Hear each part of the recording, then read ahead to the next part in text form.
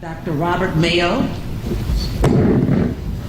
He is the Senior TA Consultant at the American Institute for Research. Dr. Mayo has extensive experience in student support services, delivery systems, and student culture and climate. Dr. Mayo currently serves as the Project Director for the National Plenary House on Supportive Schools and Discipline. Would you welcome Dr. Mayo? All right. So I'm going to attempt to follow up on our plenary lunch time speaker and also with Attorney Whitaker and give a broader landscape of the school-to-prison pipeline and let you know a little bit more about where Florida fits into this. Again, I work for the American Institute for Research. We've been working on this initiative on behalf of, we have to give the feds credit, of the then Attorney General Eric Holder and then Secretary of Education Arne Duncan, who really took a deeper look at the disaggregated OCR, Office of Civil Rights data from 11-12, and believe it or not, they had a bit of a hot list of districts who had pretty notable disparities and disproportionality around supportive school discipline, or actually exclusionary discipline. So again, just a little background, just in case you don't know, the whole zero tolerance thing, as you know, was meant for what? Drugs, alcohol, weapons, and assault. Somewhere along the way, we got to a place where educators were removing students from classrooms and schools for behaviors that, for what I can recall, our teachers, my teachers, would not have let get out of the classroom. And so that gets into these subjective behaviors, as we talked about a little earlier. I call them the dirty D's of disobedience, disruption, disrespect, and the like, that are relatively subjective or more subjective than other types of behaviors.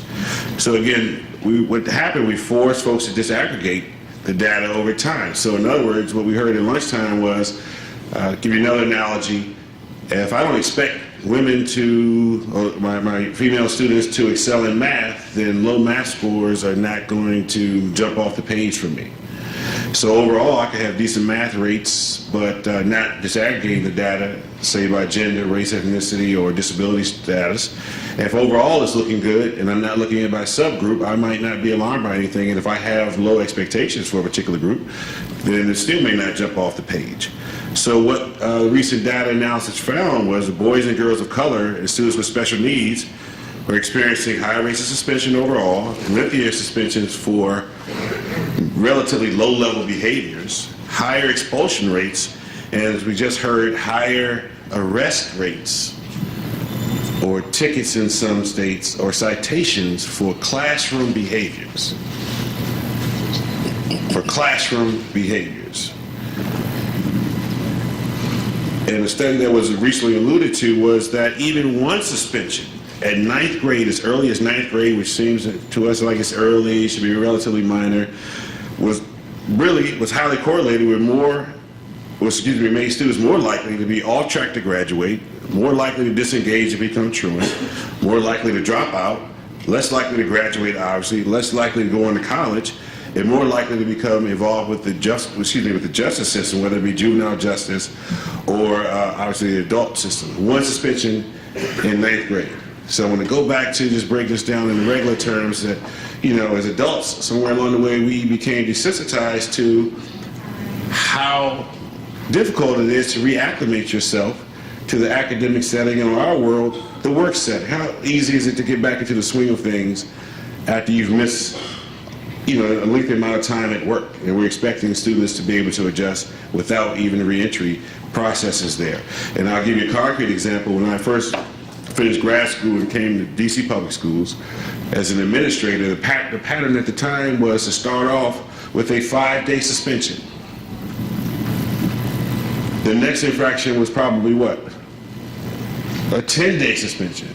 And 15, so when you start with these egregious increments, you don't leave yourself out, and obviously we know that that doesn't work, and it's like punishing me by telling me to go out and play. So how's that going to work? State and local responses that have been relatively effective start with the policies. And some of the stronger policies in response to these data trends include the reduction or policies that aim to help districts or make districts evidence an overall reduction in the overuse of out-of-school suspensions or OSSs and expulsions. The stronger policies also better define and delimit the types of behaviors that can lead to out-of-school suspensions. So again, if it's a level 1 or low-level infraction or level 2, which is in the middle, maybe that's not, it's not the best case to move forward with a suspension, particularly if we haven't done our due diligence on the supports end. Limits on the length of suspensions for low and mid-level infractions, and the implementation of alternatives to out-of-school suspensions and expulsions.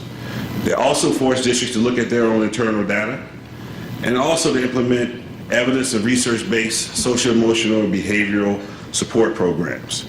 And none of this can happen if you don't build up the capacity of the individual collective capacities of the adults in the first place.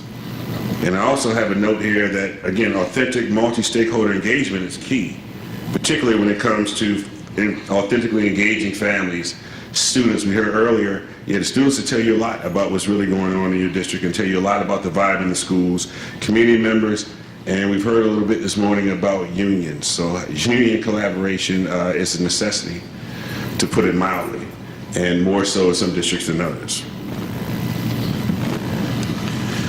And I always like to ask this question, particularly the educators, and it's chicken or the egg type debate.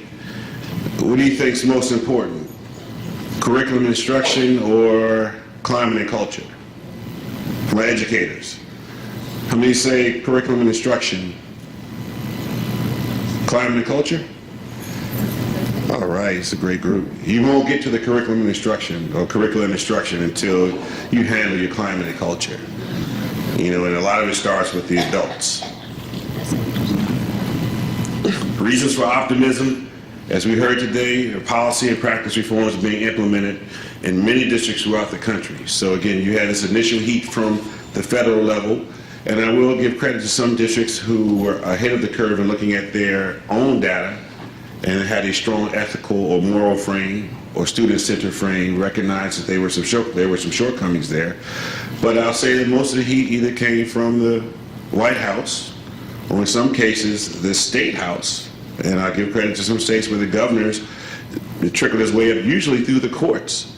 So we had a lot of folks who were in the juvenile courts and a lot of judges throughout the country who said, wait, my dockets are full of kids for penny ante behaviors. Like something's going wrong here. So of course, everybody's probably heard of Judge Teskey and a few other folks throughout the South started really spearheading this initiative because they really saw that there were some really unethical things going on. And first and foremost, when you're talking about really low limits on resources, they had better things that they couldn't get to the serious stuff because of citations coming from schools and classrooms.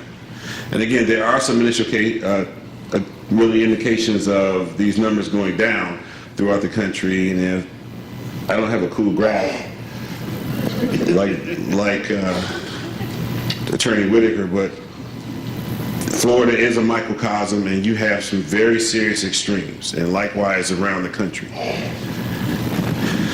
Obstacles to change, and I really like to couch this on the organizations. There's still very, very bad policy out there. So you have some education leaders and, quite frankly, judges and politicians who really have some antiquated thinking around this notion of consequencing someone into submission or into change. And I think that we have the data, and I think common sense tells us that doesn't work. Likewise, the state level policies are slow to trickle down to the LEA level. And we know that all politics are local. Yeah, you have overarching state level policy guidance, but the rubber hits the road at the local school boards. And so there's a major need to build the political will through data, through testimony, and even, for my education leaders here, working with advocacy groups to build the political will for change in some places. And as we heard at lunchtime as well, sometimes what gets everyone's attention is the bottom line. Here's how much it would cost to adequately educate and support students academically and socially on the front end, here's how much it'll cost us in the long run. And that gets a lot of attention sometimes. Another piece, and we know this, translating policies to effectively implemented systemic practices takes a long time. And then don't forget into fidelity. So when I work with districts around the country, and I work with districts from Portland, Oregon to the Bronx, we would like to, these school improvement efforts, and the teachers and administrators in here know that far too often we develop these plans and we're asking adults to take on 20 new initiatives and learn 20 different things and implement them well in a little bit of time. Things just don't happen that way. We talked about adults earlier. Changing adult attitudes, dispositions, and behaviors takes time, especially when morale is low. One of the trappings of the well-intended school improvement, grant planning, and the like, again, is we build so many aspirational initiatives in there that are absolutely impossible to implement with fidelity at the same time. And it's one of those things where, I don't know if you've ever been in meetings and you're planning and you're divvying out tasks and you hear your name one too many times. Well, that's what happens to these school-wide processes, and everything's kind of dumped on teachers, who, by the way, are trying to get at the instructional piece at the same time as well. And we heard a little bit earlier about, again, the union leadership dynamic is very, very important. And if you want to know where this is coming from, I work with a number of districts in the Midwest which have a very strong union dynamic, to put it mildly. I work with one district in particular that has this unique component within their union contract that's called the first right of refusal. Anyone ever heard of that? You know what it is? It means that a teacher, as per the contract, can disinvite a student to his or her class for absolutely no reason whatsoever. I straight up just don't feel like seeing you today. And trying to get that out of the union contract has been more than a notion for maybe 2 decades now. So you can imagine the hard work we're doing to help them reform the actual discipline policies. And you can imagine what their suspension expulsion rates are, where we're working with, where we're working from with that. Again, and we have a lot of districts that, really have scarce resources. I was surprised to learn, again, I taught in DC public schools. I was administrating DC public schools and charter schools in DC. And I was surprised to know that our per pupil expenditure was a rarity, to the tune of roughly $17,000 a child, before the federal add-ons and before the facilities allotments and the like. And I thought that was enormous until I started going around the country. And yet still, there's still struggles there as well. Now, this is the fancy graph that I have, and I want credit for getting this together all by myself. So everyone's familiar with the multi-tiered systems of supports pyramid that's right side up, right? And you have the green at the base for most of your students, and you have the yellow in the middle for some of your students, and then the typical pyramid, the red's at the top for that small percentage of students that need the really intensive interventions. Well, as I've worked with districts around the country, I've had educators be very straight up with me, like, hey, Dr. Mayo, that's all cool in theory, but my population doesn't look like that. Our pyramid is upside down. I was like, so what do you mean your pyramid's upside down? He said, well, the majority of our students need the intensive interventions. There's a smaller number that need the targeted interventions, and then there's a smallest number, smallest number percentage that really we're trying to provide enrichment, high quality enrichment, and tailored support. And this had nothing to do with any deficit model thinking and the individual collective efficacy of the kids. This was the reality of the communities and families that they were serving. So a lot of times we have folks who are developing policy, and some of us in the research world who are not as in touch with some of the realities of the schools and communities that we're serving and working with. And I just thought it would be kind of cool to depict again, the realities of some of the districts, other districts around the country, some communities within certain districts. These are the proximate factors I consider for obstacles to change. Yeah, to a large degree, students are still students and kids are still kids. But we're noticing, in my mind, and I hope that someone up here will come up with the footnotes a little later, that we're noticing an increase in student to student and student educator micro and macro aggressions. You know, there's unique dynamics going on right now. So, you know, we kind of talked about it. Any of you been on the bus sometimes, or sitting in the back of the bus, or in other cities on the subway? I'm comfortable with saying that they're crossing a few boundaries, at least crossing a few lines, and stepping across a few boundaries that weren't on our radar when we were in school, and we probably were compared to the generation before us. And I say that to say that, again, they respond to the supports and incentives and the like. But we have this multimedia, there are a lot of other factors going on right now that are affecting their worldview and how they interact with folks. And we heard a little bit earlier about a lack of homeschool congruence related to academic and social expectations. Not saying this is the majority of situations, but it's enough to be a problem.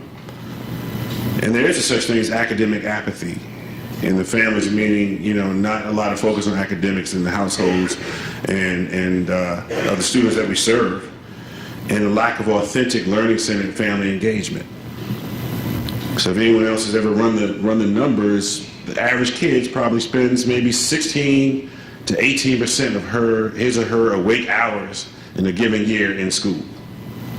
16 to 18%. So we don't build capacity of the home, at least a higher level of congruence around expectations and social expectations, then it's going to be an uphill battle.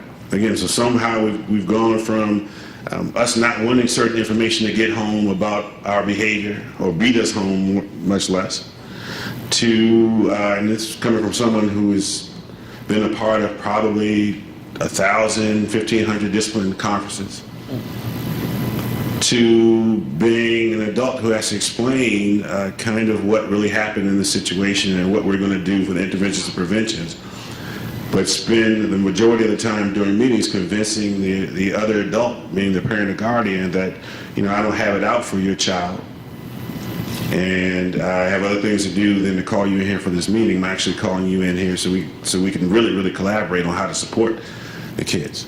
And not every discipline incident, again, comes from a student who's going through something.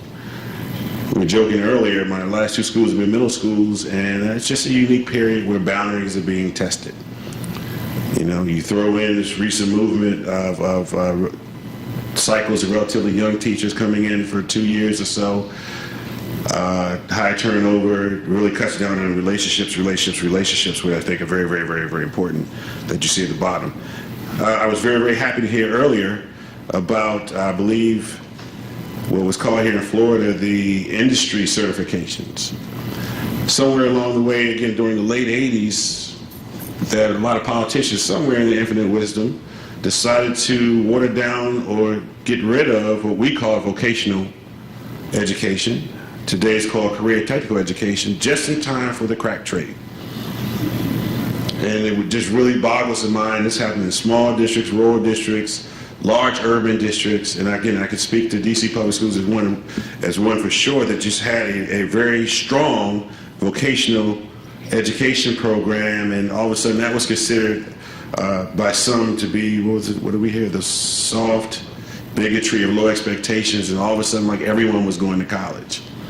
And we're still roughly around the same college going rate as we've been for a very long time. So at any rate, there are bright spots here that states and localities are putting money back into these programs that show students that there are pathways besides college that are clear cut for me. Again, we heard earlier, if you don't have a pathway, you don't think you're going anywhere, it makes it easy to get off track because you don't really have a track. So I'm very happy to hear, and again, I don't know about the quality of the industry certifications and those positive pipelines here in Florida, but I'm happy to see that those are on the radar for sure. The major implications, for educator prep, course content, and even the experiential components. There are indications here and there that what's currently being taught is not necessarily fully aligned with the realities that teachers, paraprofessionals, counselors, social workers, and administrators are being trained to do. So in other words, we have to recalibrate these preparation programs to be aligned to the current realities. And I want to share something that came to mind. I'm a counselor, probably by trade, before I became an administrator. And one of the things that I've noticed in far too many districts is the counselors in the schools are being asked to do everything but counsel. And that means that everyone else is playing counselor or social worker. And a major number of those folks are the administrators who are supposed to be providing instructional leadership. And that's a very serious thing to me when we talk about interventions, preventions, and supports, because the counselors are supposed to be the front line for social interventions and supports, student support teams, school climate teams, and the like. And I just think that it's a situation where even with social workers, if you're not classroom-based and you have a limited number of individuals who are not classroom-based, they're pulled to cover classes, cover lunchroom, be hall monitors, and of course they do the scheduling and the test prep and the like, but that's not what their training is in. So I think it's a very, very important factor. I just wanted to throw that out there. Again, there's this other notion, there's a dearth of teachers of color in America. All of a sudden, this is bubbling back up, and I can't wrap my head around that. When you have organizations that have been created to fill voids, albeit temporarily, and one thing that all HBCUs had were schools of education. And now we're hearing that, well, for instance, Lincoln University, one of the oldest ones, closed its school of education. And I believe Texas Southern did, and I think a few other ones are struggling, and it just is a gap that's kept hard to understand, where organizations are being found to place teachers in school systems, and our schools of ed are struggling to attract and retain future educators. And I think that there have been a lot of things that's in society that have made education a not so sexy profession for the folks coming through, but I still maintain that everyone, can't go to business school. And we need other educators to come through, and if HBCUs, again, historically served this purpose by default almost, because at the time there weren't too many other majors because we couldn't go into those other fields. And I think it's a critical need for us to reaffirm, rebrand, just remarket education as a noble profession once again. And again, that is something that is beyond, race, color lines, and the like. And I think that once again, that's a worthwhile endeavor to cut down on the turnover and the related byproducts of that. Thank you very much. Okay. Thank you.